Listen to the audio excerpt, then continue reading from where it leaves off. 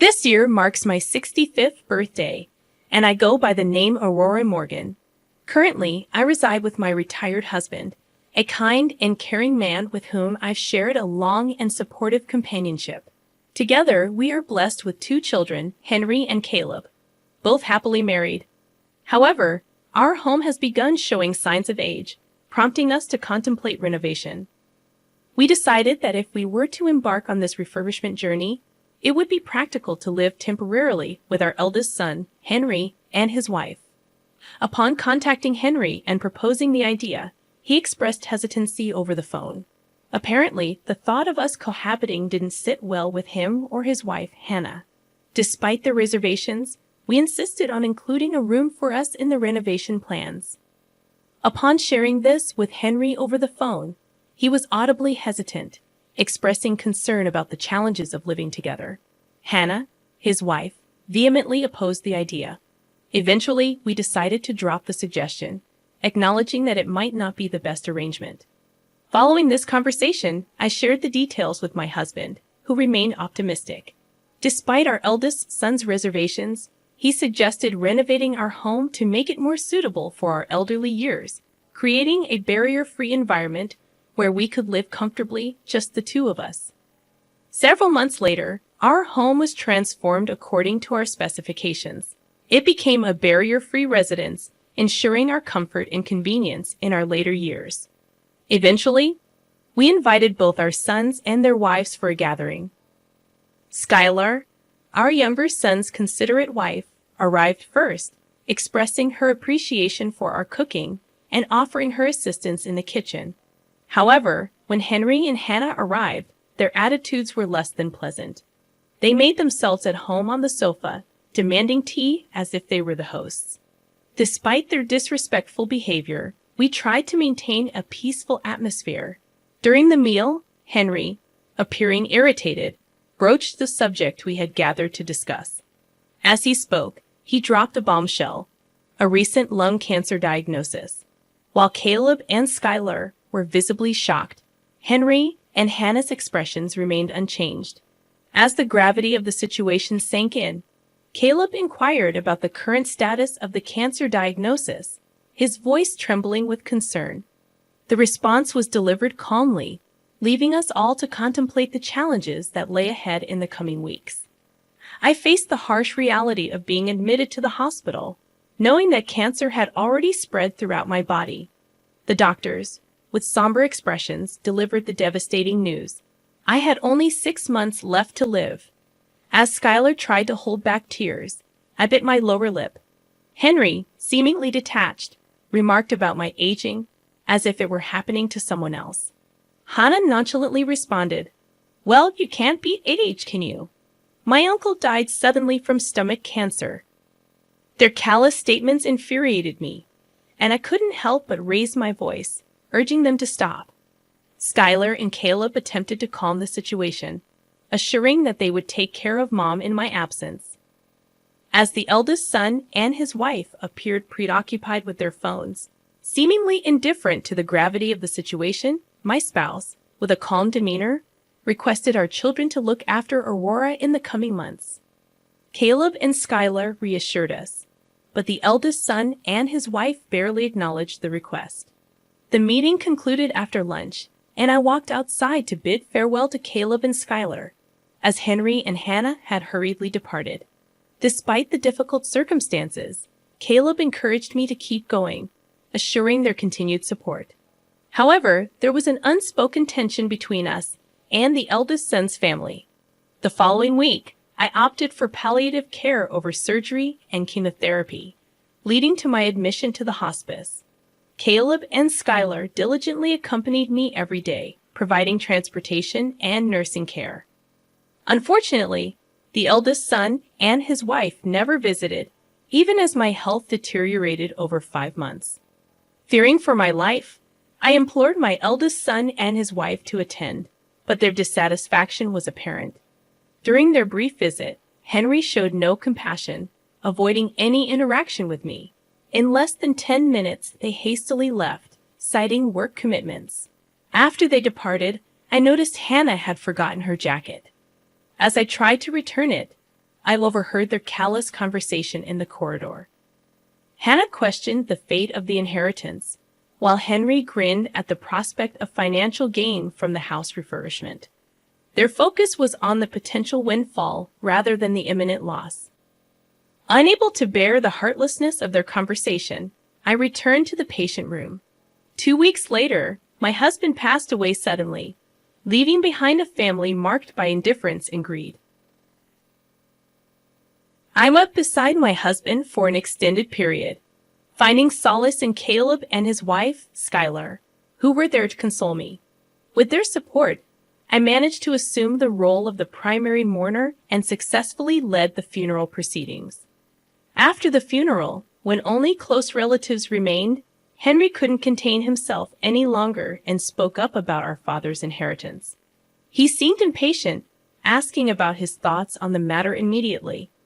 Caleb promptly reprimanded him, but Henry, dismissing the notion of the younger son having a say, insisted on discussing the inheritance right away.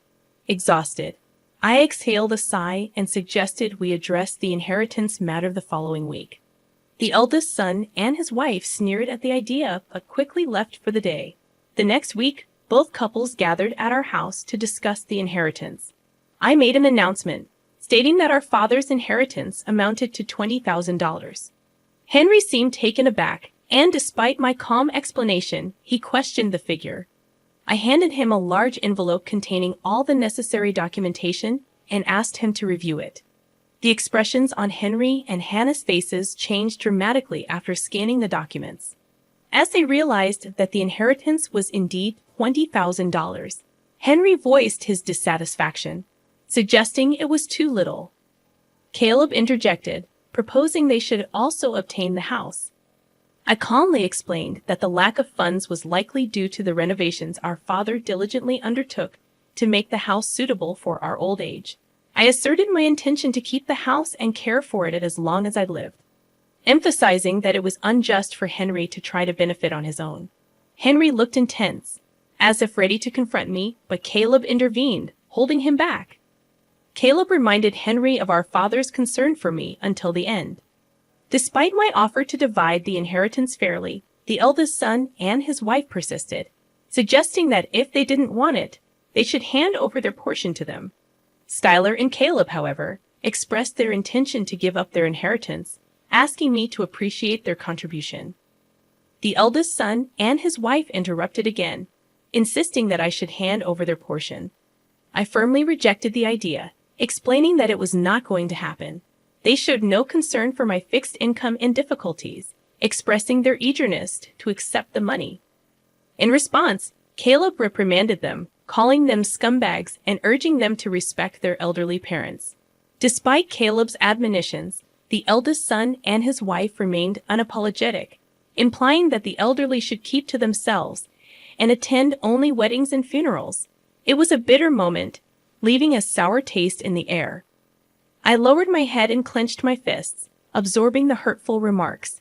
Not only did they desire my husband's absence, but they also complained about the inheritance. To add insult to injury, they referred to me as a parasite. I couldn't fathom where I had gone wrong in raising them. Tears welled up, but I composed myself and addressed Henry and the others calmly. "I've heard what you're saying. Let's take a break for a moment," I said, keeping my emotions in check. The eldest son and his wife looked momentarily surprised, but their expressions quickly turned smug. "Is that so? That's even better than we could have hoped for. We no longer have to deal with the old lady. Lucky us," they sneered as they attempted to leave. While Henry and Hannah were making their escape, they made a snide comment to Caleb and his wife, implying that the responsibility of looking after the elderly lady now fell on them. Caleb and his wife rushed to my side as Henry and Hannah stormed away. They reassured me, offering their support and encouragement. As the months passed, I found myself at home, relaxing, when unexpectedly, Henry and Hannah visited, accompanied by Caleb. Confused, I wondered why they were back after we seemingly cut ties. They demanded to be let in, shouting at the door. Caleb apologized, and I allowed them into the house. In the living room, the eldest son and his wife started yelling. questioning why I had handed over the house without considering them. I calmly explained that Caleb expressed his desire to keep the house, preserving his father's memories. The eldest son and his wife appeared surprised, and I clarified that Caleb and Skylar had been immensely supportive. Henry, still bewildered, asked for clarification. I glanced at the eldest son's wife, who seemed ready to explode, and explained that I had decided to hand over the house because Caleb and Skylar had shown dedication and assistance. Expressing gratitude, I smiled warmly at Caleb and Skylar, thanking them for their unwavering support. The eldest son and his wife, dissatisfied, argued that I had promised to take over the residence on my own. I addressed them calmly, offering an explanation for my decision while maintaining my composure. I considered giving it to you if you could respect both your father's and my wishes. Additionally, I've started receiving rental revenue. To the surprised eldest son, I sighed and explained gently. Remember last year when my father, your grandfather, passed away? Caleb attended the funeral, but you claimed you couldn't because you were too far away. Well, your grandfather was a landlord with various properties and apartments. I finally received my inheritance and started earning rental income. The eldest son and his wife were thunderstruck. No one informed us about this, they exclaimed. I calmly continued. I've been earning roughly $2 million every year. It's simple to offer my son and his wife a home. The eldest son and his wife abruptly stood up, insisting that if it's about this, they should care as well. Why should I give assets to someone who called me a parasite? I asserted emphatically. You're the ones who told me not to interfere with your life, right? So there you have it.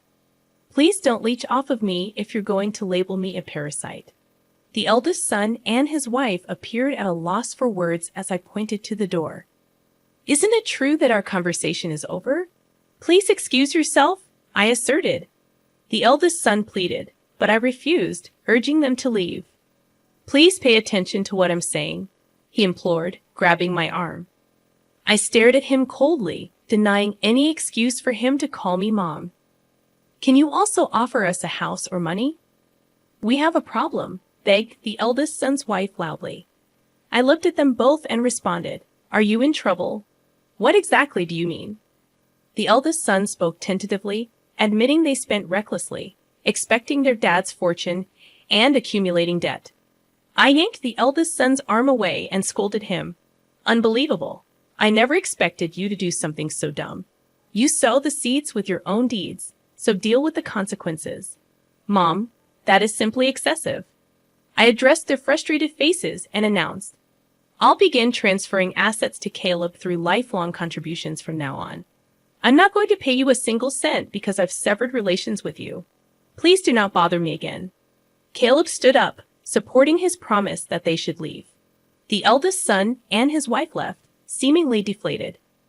Caleb massaged my back as I recovered my breath. Subsequently, the eldest son and his wife allegedly borrowed more money, leading to bankruptcy. Their future seems bleak, with disputes in their flat at night. As for me, I handed over the house to Caleb and purchased an assisted living apartment nearby. Caleb and his wife visit frequently, and a cute grandson was recently born. Moving forward, I aim to treasure each day while cultivating a positive relationship with my second true family. That is my future strategy.